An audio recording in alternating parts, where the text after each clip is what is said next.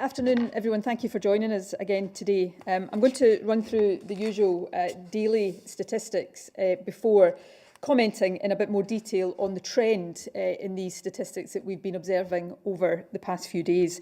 But firstly, the daily picture. An additional 146 positive cases were confirmed yesterday. That represents 2.4% of people who were newly tested yesterday, and the total number of cases now is 21,543. The usual Health Board breakdown will be available later, but I'll give you our provisional information, which is that 78 of today's cases are in Greater Glasgow and Clyde, 19 in Lanarkshire, 13 in Lothian, and 9 in Ayrshire and Arran. The remaining cases are spread across 6 different health boards. I can also report that 256 patients are in hospital, which is 12 more than yesterday, and 5 people are in intensive care, which is 1 more than yesterday. In the past 24 hours, no deaths were registered of patients who first tested positive over the previous 28 days, and the number of deaths under that measurement therefore remains 2,496. And of course, that figure reminds us and should always remind us of the impact that the virus has had. And again, I want to send condolences to everyone who is grieving a loved one. Now, as I indicated a moment ago, I want to spend a little bit of time today reflecting on the increase in cases we've seen in recent days, and especially the figures that we saw over the weekend. Yesterday, we had more than 200 new cases reported in Scotland, 208. 92 of these were in Greater Glasgow and Clyde. And that continues a rise in cases that has been apparent now for some weeks. If I can take you back 6 weeks to a statement I gave in Parliament about lockdown restrictions, and at that point 6 weeks ago, we were recording an average of 14 new cases every day. Just under 3 weeks ago, that was 52 cases on average that we were reporting every day. But if you look back over the past 7 days, the average number of cases being reported on a daily basis is 152. And yesterday, the percentage of positive tests amongst people being tested for the first time was 2.3%, and as I've just noted, today is 2.4%. 2 weeks ago, that figure was regularly below 1%. So we have a very definite trend at the moment. And in some ways, it shouldn't surprise us. In recent weeks, we have opened up most of our economy. We had to get some normality back to our economy because we know lockdown does other harm to people. But as we have released ourselves from lockdown, we've also released the virus from lockdown. People are meeting and interacting with each other more often. And of course, this kind of increase that we are experiencing now in Scotland is not unique to us. We're seeing similar increases in countries across the UK, but also across Europe and many other parts of the world. But while it might not be surprising, this is, after all, an infectious virus. We must take this trend seriously. And if we want to avoid having to close parts of our economy down again, and I think we all want to avoid that, we must step up our other ways of keeping COVID under control. This really is a key moment, and I want, therefore, to be pretty frank with you in my assessment today. And let me be clear, that cuts both ways. I'll be frank, first of all, about some of the important differences between the situation we are in now and the situation we faced earlier in the year, because it is important to give some context and to take care not to overstate the situation. But I'll also be frank about the reasons why we can't afford to slip into a sense of complacency, and also about the things we need to do to try to keep the situation under control and continue to bear down on this virus, which has always been and should always be our objective.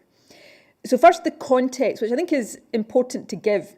The last time we had over 200 cases on a single day like we did yesterday was on the 8th of May, and on that day we had 225 cases.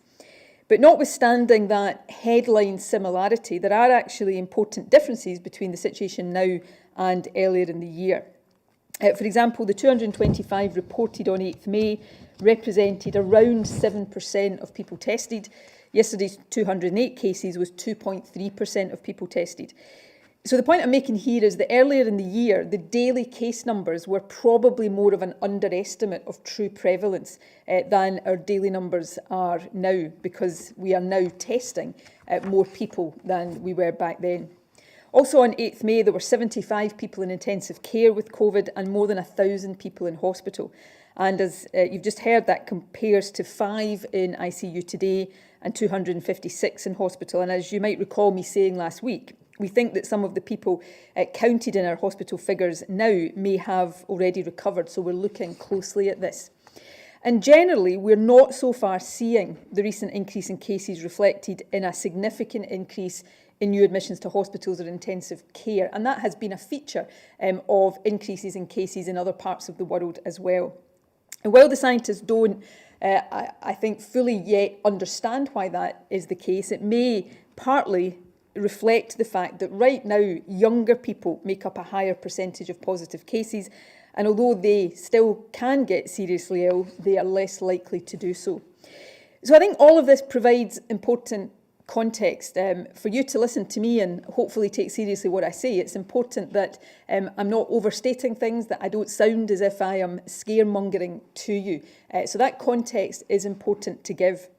But, and there's always a but, and this is my main message today, that context cannot and really must not right now be a source of complacency. The view that I hear more often these days, that because of these differences, we no longer need to worry and that continued restrictions are an overreaction, is, in my view, dangerous. And I want to give 3 reasons for that, 3 reasons why we really must take this very seriously. Firstly, we shouldn't forget that even for younger people, this can be a really nasty disease. Many people, they're often referred to as COVID long haulers. Many people, including some young people, are suffering long-term health effects, even if they never go into hospital or intensive care.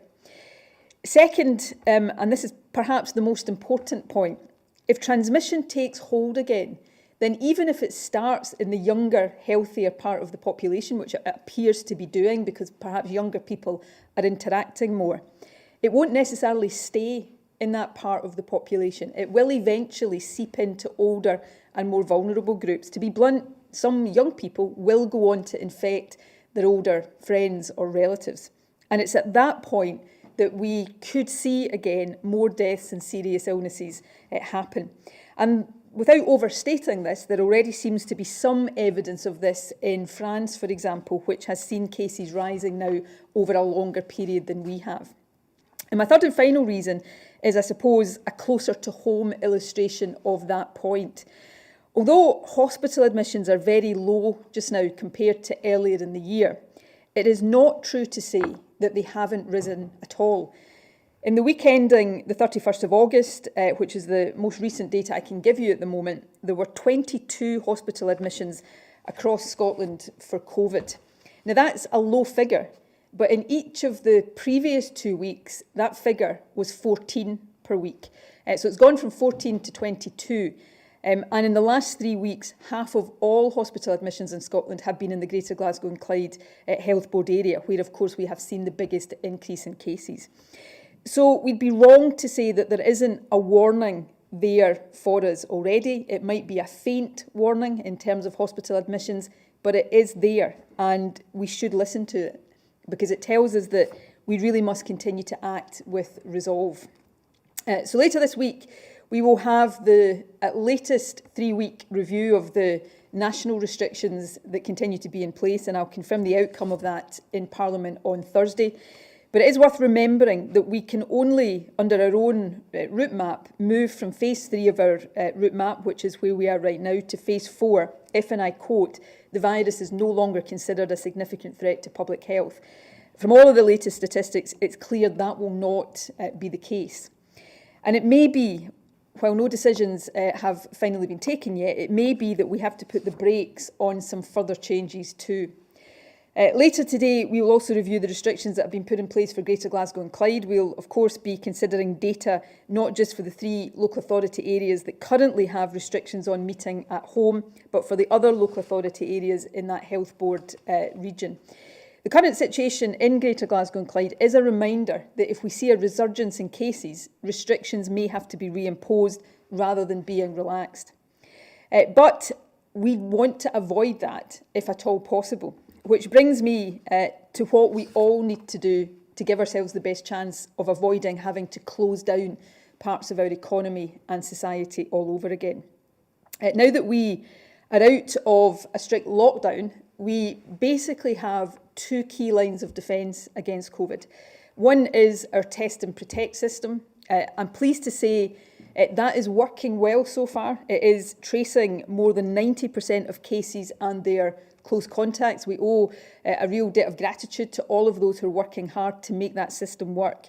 And later this week, we will enhance Test and Protect further with the launch of our Protect Scotland app. Now, I'll say more about the app then, but I will encourage all of you to download it once it is launched. And let me be clear, it doesn't track your location, your data is not passed on, your data remains anonymous, private and confidential. But if you test positive, if you download and use the app, it will help identify people you've been in close contact with, but who are not known to you. For example, someone you might have sat close to on a bus or a train. So it will help us further contain spread. So downloading it and using it will be a small but really, really important individual step we can all take for our collective well-being. Protect Scotland will be an important addition to a test and protect system that is working well. But as I keep saying, important though it is, test and protect is our second line of defence. The first line of defence is us. The decisions we make and how we behave, these matter more than anything else. The most important thing any of us can do right now, no matter who we are, is make sure we know what the advice and rules is asking of us and then make sure that we are complying.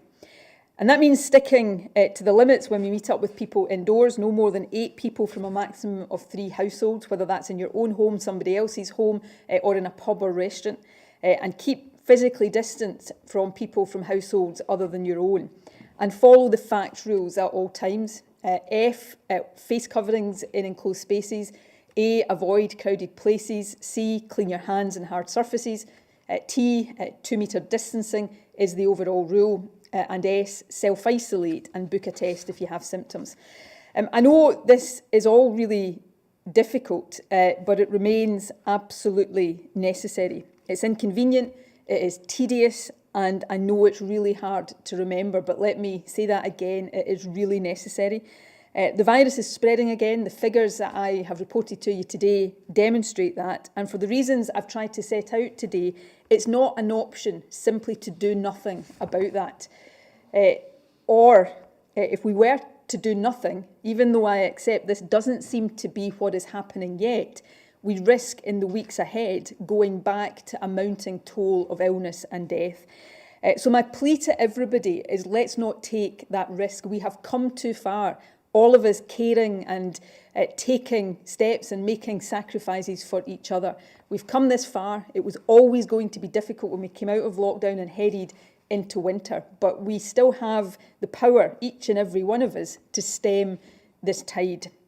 So however difficult it feels, that sacrifice that we're asking each and every one of us to make is less difficult than another lockdown. So please, let's all at this moment take the conscious effort, make the conscious effort to tighten up on our adherence to all of these rules and know that in doing that, we will be helping to protect ourselves, protect our families and our wider communities and protect the National Health Service from a surge of hospital and ICU admissions. And ultimately, going back to where we were at the start, all of this means we will help to save lives and we should not lose sight of that very important objective. So my thanks for listening. I wanted to take a bit of time today just to give some of the context and analysis of the situation we're in right now. I'm going to ask the Chief Medical Officer to say a few words now, and then I and the Health Secretary will move on to questions. Thank you, First Minister. Today, I want to say a little bit about Scotland's participation in an important piece of clinical research. A study called Siren aims to regularly test 100,000 healthcare workers every 2 weeks from England and Scotland to help researchers find out whether having COVID-19 antibodies reduces the risk of people becoming reinfected with coronavirus. This will help us determine much more about how we need to respond to coronavirus over the medium and longer term. I know that recently there have been 1 or 2 reports about people potentially catching COVID-19 twice. At the moment, the disease is so new that we are still learning about our immune response to it. And we don't yet know whether it's possible to be reinfected commonly or whether having antibodies will provide enough protection to stop people getting coronavirus more than once. That's one of the things that we hope to learn by taking part in the study. Public Health Scotland are working with Glasgow Caledonian University to recruit 10,000 healthcare participants from Scotland. Now that's 1 in every 7.5 patient-facing NHS workers over the coming weeks. The study will track immunity and prevalence of COVID-19 infection in a range of patient-facing healthcare workers sampled in Scotland. It will also help us to estimate the amount of infection within the NHS workforce, which will help inform policies on infection prevention and control and create a better understanding of the risks to NHS workers. Preparations for this study are already in place, and NHS boards will be in touch with those who are eligible to start recruiting participants in the coming weeks. Participants will be tested for current infection and antibodies every 2 weeks for the next 12 months. So if you're watching this at home and you think you might be interested, there's nothing that you need to do for the moment. Glasgow Caledonian University will be in touch with NHS boards to start recruiting participants over the coming weeks, and the NHS boards will get in touch with eligible participants directly. Now, if you're not a healthcare worker, but you are interested in supporting coronavirus research, you can sign up to the UK-wide Coronavirus Vaccine Research Registry instead. This registry will help large numbers of people to be recruited into the trials over the coming months, potentially leading to effective vaccines being identified and made available to the UK public against coronavirus earlier. The aim is to get as many people as possible signed up by October. The register can be accessed at www.nhs.uk/research contact. That's www.nhs.uk/research contact. The Siren trial is an important and exciting opportunity for us to find out more about the longer-term consequences of living with the virus and to monitor immunity over the coming months. I'm very grateful to all the investigators and volunteers who will take part in this important study. I look forward to tracking and reporting progress with the findings as they develop. Thanks, Gregor. We'll move straight to questions now. Katie Hunter from the BBC. Afternoon, everyone. First Minister, you mentioned there that the hospital admissions should act place now to make sure any potential rise in hospital admissions doesn't disrupt the recent return to regular treatment and operations that we've seen. So you were breaking up a bit there, Katie, so I wasn't entirely catching all of your question. I think you were asking me, do we want to stop a rise in hospital admissions now so that it doesn't disrupt the resumption of NHS services? More, what plans are in place to make sure that doesn't happen, that operations aren't disrupted? I'll hand over to the Health Secretary to set out a bit more about the ongoing work to remobilise the health service and get operations that had to be paused or appointments that had to be paused for COVID restarted again. But the fundamental thing we can do to stop COVID getting in the way of that is all act in the way I've been setting out to try to stop COVID spreading again. You know, this is there's no magic solution that governments can find to do this on our own. Government's got a big part to play, not least through our testing and tracing systems, which in Scotland so far are working well. But this comes down to all of us acting in a way that stops the virus spreading. And that's why that's my fundamental message here, is not to be complacent, not to take our eye off the risk that COVID poses, and to take the increase in cases we've seen recently very seriously. And if we do that and we stem the spread, then we will avoid seeing an increase in hospital admissions or ICU admissions, and the health service, while continuing to keep contingency plans in place, will be able to focus on the resumption of services that is already underway. Jeane. Thanks very much. As the First Minister said, there's a couple of important bits of context to bear in mind when we talk about remobilising the NHS. The first of those is that our health service has to keep capacity available if there is an increase in cases, both in capacity in bed numbers, but also in intensive care. The second is the system-wide flu vaccination programme that, as I know that people will remember, we're extending the eligibility of that to try and increase our preparations for the winter season when we still have the COVID virus. That will be 2.25 million people to be vaccinated between October and the end of the year. And that obviously is a vaccination programme that considerably involves our NHS. So all our boards, knowing that and that they've got to include that in their plans, have also been preparing their mobilisation plans about how they are going to reintroduce non-urgent and additional treatments, including elective surgery. And what we have agreed with them that we will do is that across the whole of Scotland, there will be the same clinical prioritisation process, so that no matter where you live, your case will be individually assessed as to whether or not you meet the first priority or second or third, and then the board will start working through in that clinical prioritisation, so that the most urgent are seen and then followed on by the next group and then the next group. And shortly, I'd hope that we'll be able to set out what we think that means then for those people who have been waiting, for example, for elective surgery operations.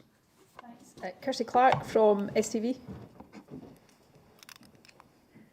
Minister, as you said there, it has almost been a week now since those restrictions were put in place in Glasgow, East Renfrewshire, Western Bartonshire. We know that you're doing that review of those, but, have those restrictions been working? Are people, taking heed of the warnings not to gather indoors? Are they being just pushed out into pubs and restaurants where these cases may then spread? And is this a sort of restriction that you would be looking to put in place in other places, for example, Lanarkshire, where we're seeing a sort of increase in those cases?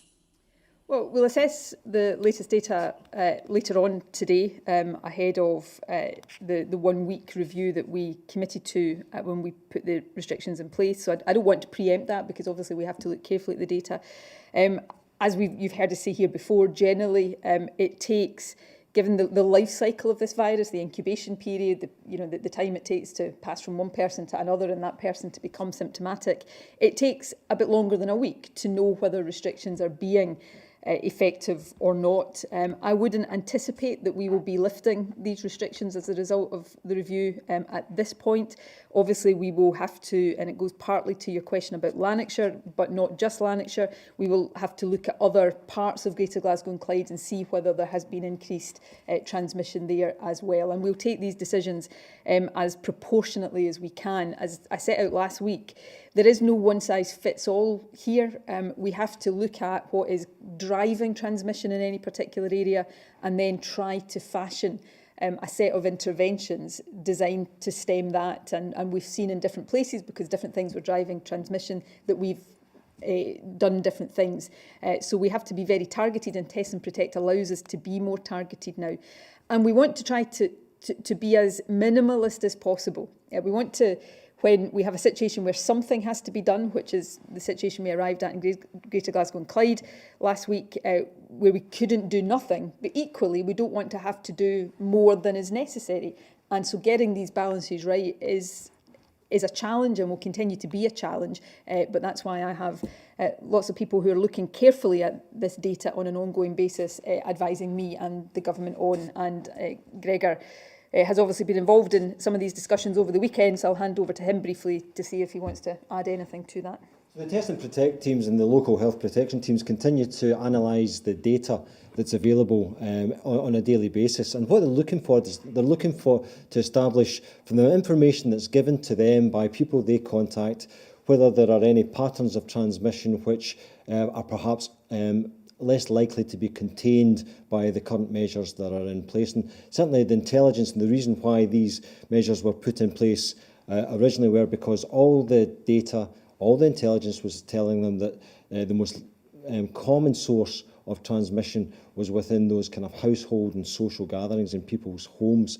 We've continued to look at that over the last few days. We continue to review it all the time.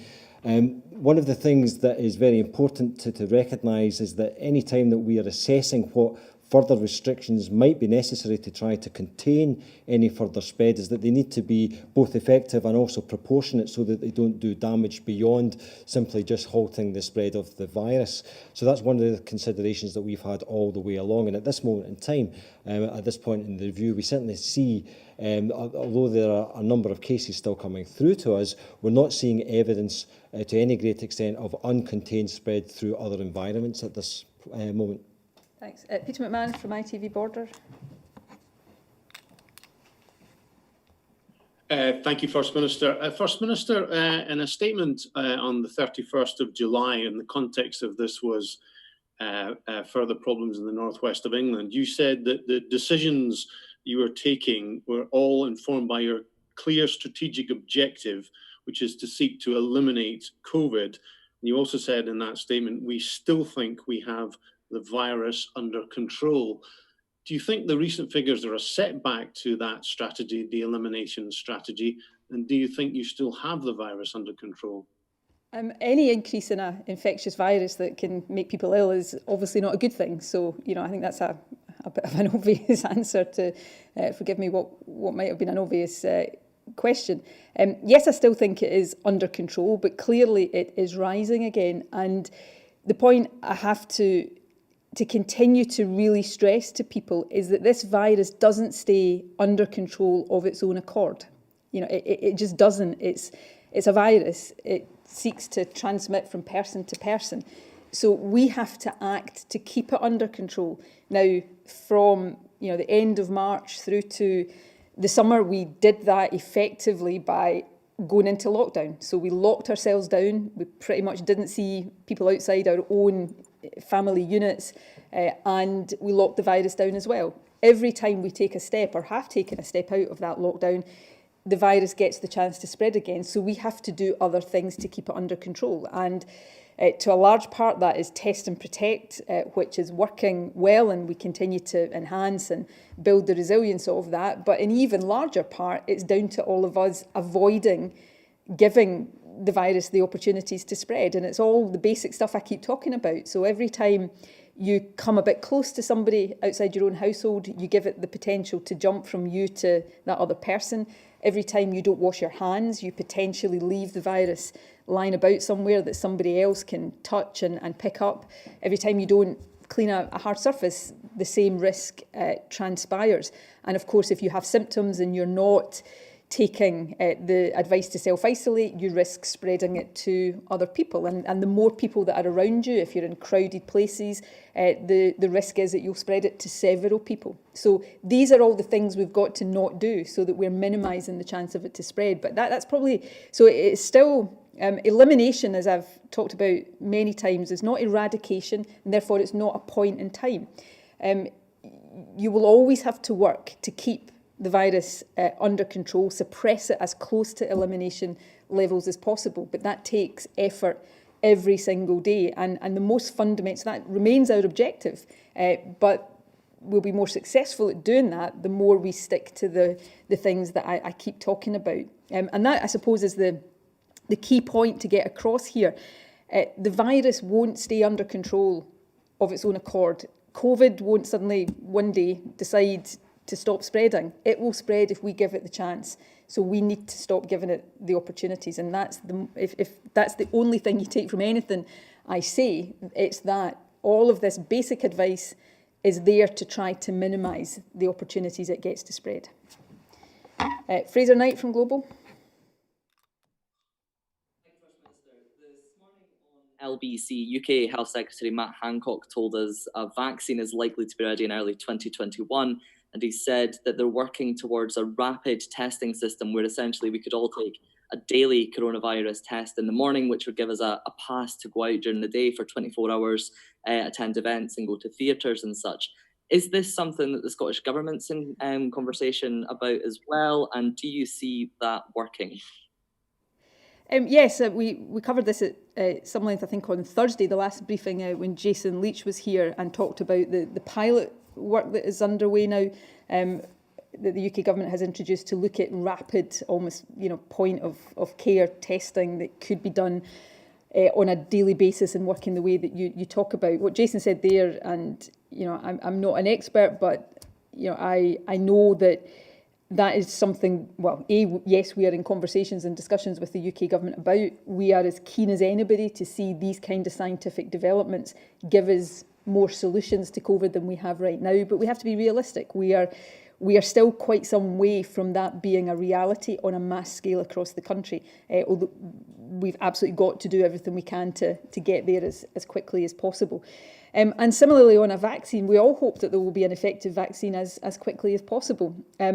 But we cannot right now bank on it, just as we can't bank on some of these other scientific developments. In the fullness of time, I think we're all optimistic that these kinds of developments will get us out of this situation, but we can't bank on them right now.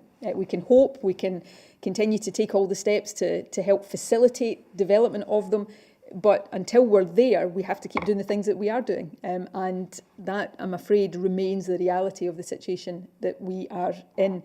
And the Scottish Government, with the UK Government and others, will do everything we can to accelerate as far as it's reasonably possible to do all of that scientific development.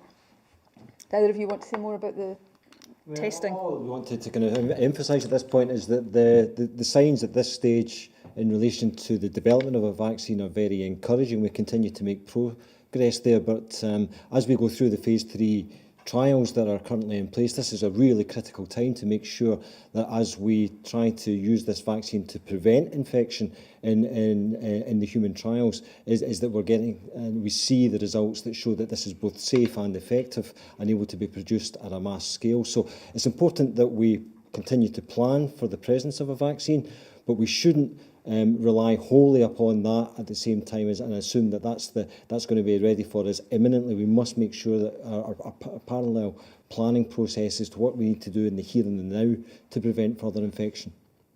Lindsay Hannah from Bauer. Thanks, First Minister. Over the weekend, Professor Jason Leach posted a reminder on social media about keeping a physical distance between people from different households in bars and restaurants. So do you think this is something that should be cracked down on a bit sooner? And do you think that businesses and customers should be doing more to ensure that it's possible for different households to maintain that distance when they're sitting at a table together? For example, would you be encouraging customers to leave a bar or restaurant where it's not possible for them to remain a metre away from each other? Yes, I would. If you go into any bar or restaurant where it's not possible to stick to the rules, I would advise people to think about leaving and going somewhere else, because you are putting yourself at greater risk than you would otherwise be at.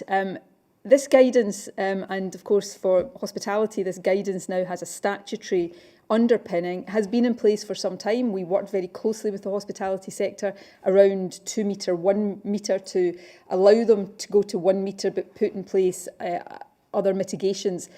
So it's been there for some time. We have pretty regularly and loudly and repeatedly talked about the importance of all of these rules and their applicability in hospitality settings. Again, for businesses, they're not easy. I understand that. Businesses trade to make money, and the more restrictions that are in place that limit the number of people that can be in their premises, the harder that is. And that is very difficult. But we come back to the fundamental point here. All of these rules, none of these rules are in place just for the sake of it. They are all there because they are about reducing to the lowest possible level the risk of the virus spreading from one person or one household to another. And it's something that every business and every individual just has to be constantly aware of. That's how the virus spreads. It jumps from one of us to another if we're too close to that other person, or if we are touching them without washing our hands, or if we're both touching the same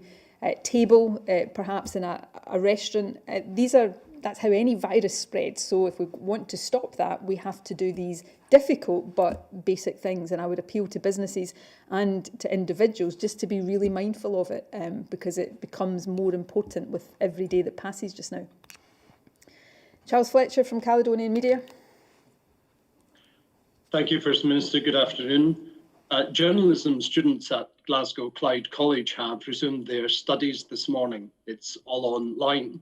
What guidance or assurance could you give them that they'll be back in classroom anytime soon? I can't give any guarantees about any aspect of this, unfortunately, because of the nature of what we are dealing with. We published just a week ago, last Tuesday, I think, updated guidance for further and higher education, which certainly does envisage a lot of teaching being online, but also a blended model of teaching, which puts some of the rules and requirements around in-person teaching in lecture theatres. So all colleges and universities have the ability to look at that and make judgments about their own circumstances. Obviously, every student wants to have a normal college or university experience. It's, you know, this is not ideal for anybody right now, but for, you know, particularly young people starting college or university for the first time and having to study under these restrictions, it's not good, it's not fun, it's not ideal for them. But again, like all of this advice, it is there for a reason. And I would encourage colleges and universities to try to do, as I'm sure they will, strike the right balance so that students can have as normal an experience as possible, but that they can be kept safe and that we minimise the risks of transmission within student populations or transmission between student populations and wider populations as well. Neil Pooran from PA, thanks. Thanks, First Minister. Matt Hancock was also today discussing the spread among younger people, and he said that the recent trend seems to be that the spread was increasing around younger people in more affluent areas, whereas it was around more deprived areas over the summer. I was just wondering if that was if there had been a similar trend here in Scotland. I couldn't give, Gregor may be able to add more. I couldn't give, although we are looking at this data very, very closely and trying to disaggregate it as much as possible, I couldn't stand here right now and say definitively that there is a split between more and less affluent areas. What I can say definitively is that there is a very strong trend towards it being the younger population that are testing positive with the virus. We've seen a very distinct shift since March, April, May, when it was predominantly older people, to today when it is predominantly younger people. Now, it's important to note that that may firstly be a feature of our different approaches to testing. Back in the early part of the pandemic, we were doing less testing, but also most of the testing we were doing, or a significant proportion of it, was in hospitals. So it would be older, more vulnerable people that were more likely to be tested. Now, of course, we've got much greater access to testing, and more younger people are, we know, accessing tests. So that's an important point to stress. Secondly, though, and perhaps more fundamentally, anecdotally, and I suspect this is backed up in some of the survey evidence we've got, is that younger people are tending to interact more, maybe get back to more normality than older members of the population. So they're perhaps more exposed to the virus and more likely to pass it on. And that's not a judgmental statement, it's just a statement of fact. And I think probably one thing that is feeding into people saying just now, well, maybe we don't have to worry about this virus so much anymore, is because the increase in cases is not being matched at the moment by a significant increase in people going into hospital. And that may be partly to do with the changing demographics. But the point I'm stressing today is that we can't be complacent about that, because sooner or later, if there is transmission amongst the younger part of the population, we will see that go into the older part of the population, and that's when we may see people more likely to be admitted to hospital. Nobody hopes more than I do that that doesn't happen, that a few weeks from now we're still seeing a rise, or we're not seeing a rise in cases, but if we have seen a rise in cases, it's not matched by hospital and ICU admissions, that something maybe more fundamental has changed with this virus, and that's positive, but we cannot make that assumption right now. So that's why we've got to be really careful with the rise in cases, even although it does appear to be a younger population that is affected. Really don't have enough more to add to what the First Minister's already said there, but what we're certainly seeing is that there's been a shift, quite a remarkable shift in the demographic of those who are testing positive over recent weeks, and that there's a much greater volume of people, particularly in the age group of 18 to 39, who are testing positive than compared to before. The positivity rate, so the proportion of people who are testing positive within who have a test within that age group, have also increased quite substantially. Now, we perhaps shouldn't be surprised at that for the reasons that the First Minister's already outlined, but if we look at the experience internationally, that same picture is emerging from other countries whereby the younger age groups in particular are showing this much more likely to test positive for coronavirus at this point in time. Thanks. Christine Lavelle from The Sun. Thank you, First Minister. It was just on the new proximity app. UCL researchers last month said that studies had shown a high population uptake was required for automated apps to be a success. They said between 56 and 95%. What level do you think is needed for Protect Scotland, and how confident are you about people signing up to this? I'm not sure. I can't recall if I've seen the UCL study you quote there. I was reading something at the end of the week, which again, I'm not going to quote at length because I don't have it in front of me, but I'm also not sure whether it was peer reviewed but was suggesting you could actually have an impact at a lower level of population uptake. We've not set a target. We will not set a target. I want as many people as possible to download the app and use it. We'll say a lot more later in the week, partly to give people reassurance, because people understandably have concerns about privacy and confidentiality. They don't want to think that an app is tracking where they go. And I think we can reassure people that none of these things need be worried about. This is a Bluetooth based app. It's based on the same software that the Republic of Ireland and Northern Ireland are already using. It's very easy to use. I had a demonstration of it myself at the end of last week.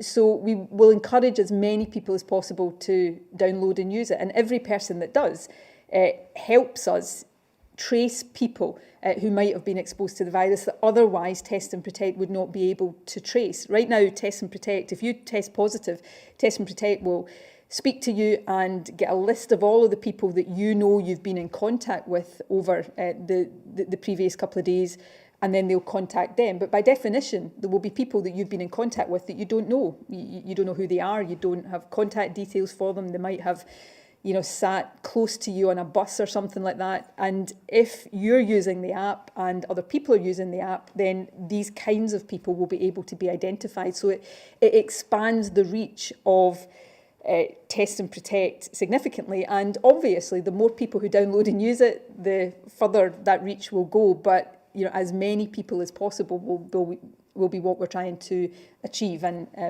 it's likely to be towards the end of this week that it goes live, and you'll be able to download it from the app stores, and we'll say much more about it at that stage. But it's an important. We always said we'd build Test and Protect from the bottom up, which is what we've done, and that we hoped in time to enhance it through an app like this, which is the point we have now reached. Do you want to say more about it, Jeane?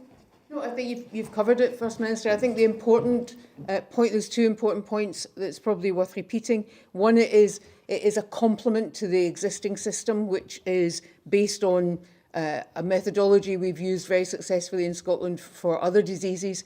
And secondly, it does allow that extended reach to those people that you have been in contact with, but you don't know them. You don't know their names, you don't know anything about their contact details, but you were in close contact with them unavoidably, perhaps because you were on a bus or a train or wherever you might have been, and it lets us reach those people now as well, all of which is designed to continue to contain and suppress this virus. Michael Blackley from the Daily Mail.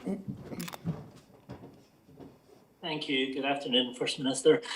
One of your COVID advisors, Professor Debbie Sridhar, yesterday backed a two-step testing regime for airport passengers, and she said that they could be tested on their return and then again after either 5 or 8 days. If they get 2 negative tests, they could get back to normal life. Is this something that you are currently considering? And do you anticipate that it could be introduced in Scotland and potentially across the UK at the same time? I can't comment on whether things will be introduced in other parts of the UK where that's not a decision for me. You will have, I'm pretty sure, heard me talk about this on a number of previous occasions, in the sense that, yes, it is something we look at on an ongoing basis. The Transport Secretary, I think later today, is talking to airports about these issues. This comes down to a balance of risk and a judgment about what degree of risk we want to take. What we're trying to do here is avoid, as far as we can, the infection being imported into Scotland from other countries. The way we do that right now is impose a 14-day quarantine on people who come from countries where there is a high prevalence of the virus. That's not foolproof. There will be some people that slip through that net, but it is deemed at the moment to be the most effective way of trying to avoid that importation. Testing is not a perfect alternative to that. So, for example, if you just tested people on day one of their arrival and they tested negative because of the incubation period, you would have no certainty that they wouldn't go on to develop the virus and spread it, and you would then have imported the virus into the country. So, as many people say, you would have to do it at day one and then at a later stage, and it becomes a sliding scale of risk. Obviously, the closer, this is a virus that's got an incubation period of up to 14 days. So the closer to 14 days you can get with somebody, the less or the lower the risk is. The more you move away from 14 days, you have a greater risk that even although they might test negative on day 5 or 6, 7, 8, they still go on to have the virus in the few days after that. So this is quite a basic calculation of how with the different approaches, what's the level of risk that you're taking. So we look at all of these things, but right now the advice is, and it's very strong advice, and obviously it's backed by law, is that if you're coming into Scotland from any of these high-risk countries, you isolate for 14 days, and that is the best way right now that we can stop the virus being imported. But we continue to look at alternatives and look to make judgments about what might be possible in future. Scott McNabb from the Scotsman. Thank you, First Minister. Going back to your opening remarks, you referred to the prospect of putting the brakes on further changes. Can I ask if you have any particular measures in mind? Could it affect, for example, fans getting back into football stadiums? And also, if I may, one for the Chief Medical Officer. We've talked quite a bit earlier about how the rise in cases has not quite corresponded with a similar rise in hospital admissions or, thankfully, deaths. I wonder if, I'm just referring to something you actually said where you referred to the possibility of something more fundamental having changed with this virus. Is there a possibility that the virulence or potency of the virus in humans has changed since it first emerged? I'll hand over to Gregor in a second. I think that was something I said a moment ago. I would love to think something more fundamental has changed. And yeah, what I was referring to there is it got less severe as the virulence of it reduced. I would love to think that, but let me be clear, there is no evidence of that at this stage. So in the absence of that evidence, we have to assume that there are other factors at play that are resulting in that mismatch between rising cases and rise in hospital, ICU admissions and deaths.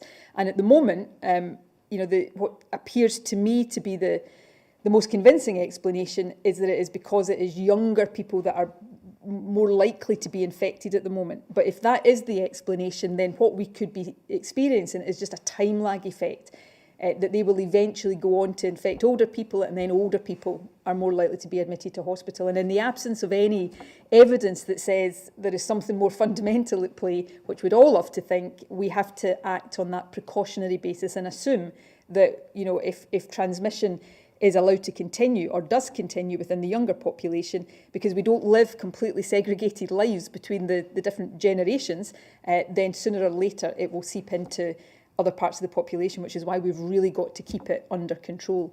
And I'll hand over to Gregor on that point, but just briefly, I'm not going to say any more about the 3-week review. We go through this process every 3 weeks, and no decisions have been taken yet. We look at the data, I get advice, the Cabinet will discuss it tomorrow. Final decisions will be taken Wednesday into Thursday, and it will be set out to Parliament on Thursday. And the reason we do it in that sort of way is because it allows us to take account of the most up-to-date evidence that we have available.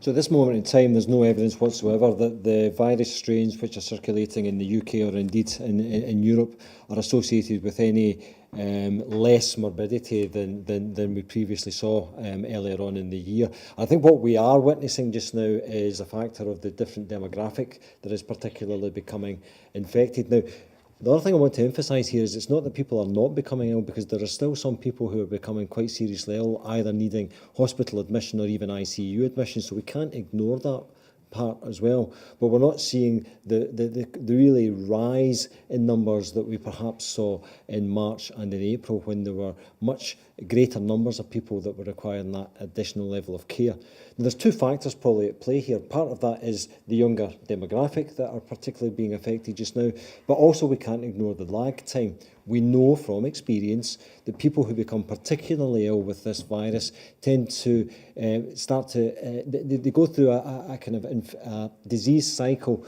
where they become particularly ill, usually towards the end of the second and into the third week, before they start to show some of the more severe signs, particularly of some of the lung changes that can happen at that stage. So we continue to track and to make sure that we're not seeing any of that coming through in any of the disease statistics that we're seeing, particularly in this younger group.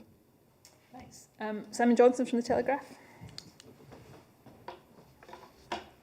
Good afternoon, everyone. Yeah, I recently visited an out-of-town shopping centre, and I was fairly shocked by the number of outlets where basically businesses had already gone, had left, and they were empty. It was a fairly sort of depressing sight, actually. And I just wanted to go back to the business reaction to last week's programme for government, which was very warm towards the longer-term initiatives that you announced, such as the Green Jobs Fund, but less so on the shorter-term stuff.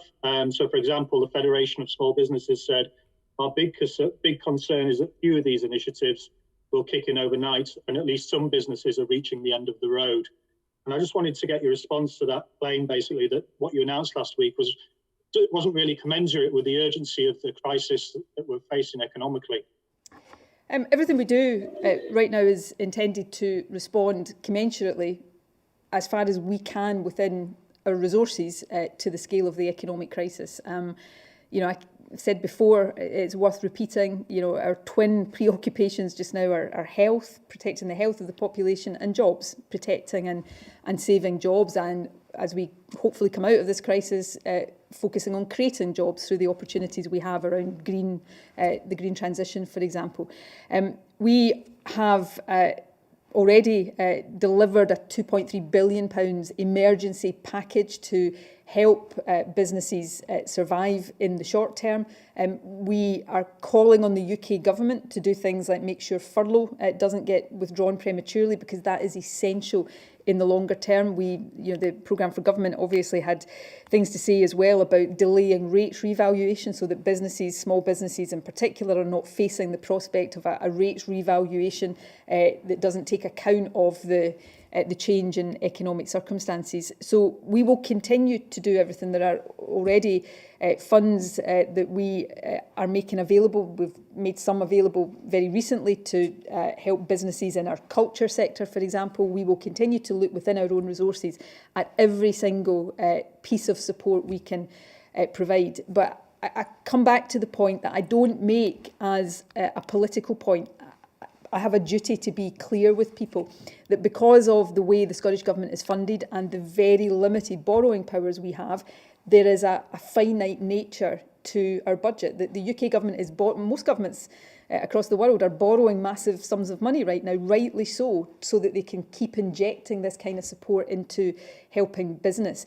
We can't do that, so we are relying on the UK Government either giving us the power to do that or taking decisions that keep that resource flowing, because there comes a point where we cannot do any more because we don't have the financial flexibility to do it. So we'll do everything we can, but we must continue to seek to work with the UK Government to bring to bear the additional support that I absolutely recognise is needed, and needed in the short term as well as the medium and longer term.